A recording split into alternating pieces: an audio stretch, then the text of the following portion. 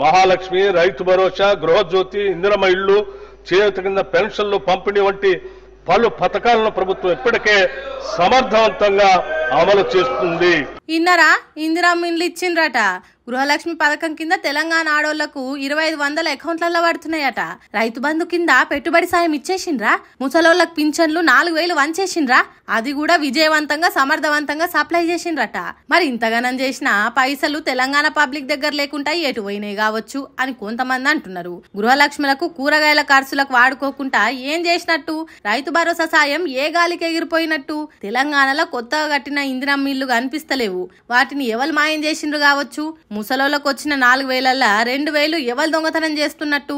సర్కార్ మంత్రేమో విజయవంతంగా సమర్థవంతంగా అమలు చేసినామని అంటున్నాడు.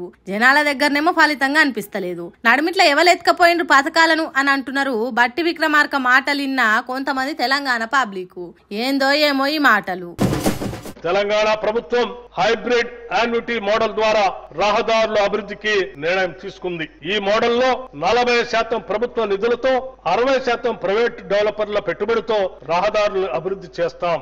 ఇన్నరా తెలంగాణ రోడ్లను కొత్తగా చేస్తారట.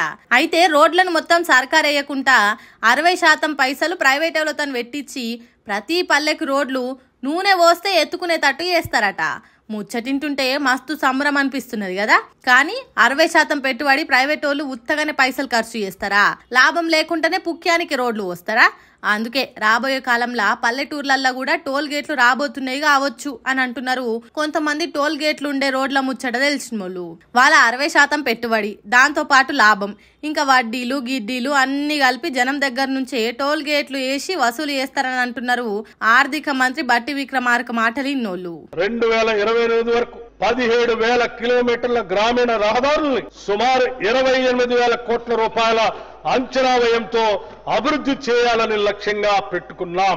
ఇన్నరా 100 కాదు 1000 కాదు 10,000 కిలోమీటర్ల రోడ్లు 2028 వరకు తెలంగాణ ఊర్లలో వేస్తారట. ఊ అంటే అడుగు అడుగుకు టోల్ గేట్లు పెట్టి పైసలు వసూలు చేస్తారా అనే ముచ్చట చెప్పలేదు గాని 28,000 కోట్లు ఖర్చు చేసి చేయబోతున్నారట. ఎక్కడనో జాతీయ రహదారుల మీద ఉండే టోల్ గేట్లు ఊర్లలోకి వస్తే ఎట్లుంటది అనేది చూడాలి.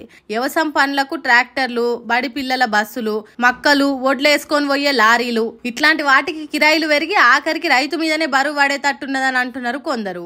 ఒకవేళ అట్లనే అయ్యేది ఉంటే రైతులకు జరంత కష్టమే అంటున్నారు. ఇదంతా ప్రైవేట్ వాళ్ళ జేబులు నింపేతానికే, కాంగ్రెస్ పార్టీలకు దగ్గరున్నోళ్ళ జోబులు నింపేతానికే ఇసోంటి పాలసీ తీసుకొచ్చిండ్రని కొంతమంది కోపం చేస్తున్నారు.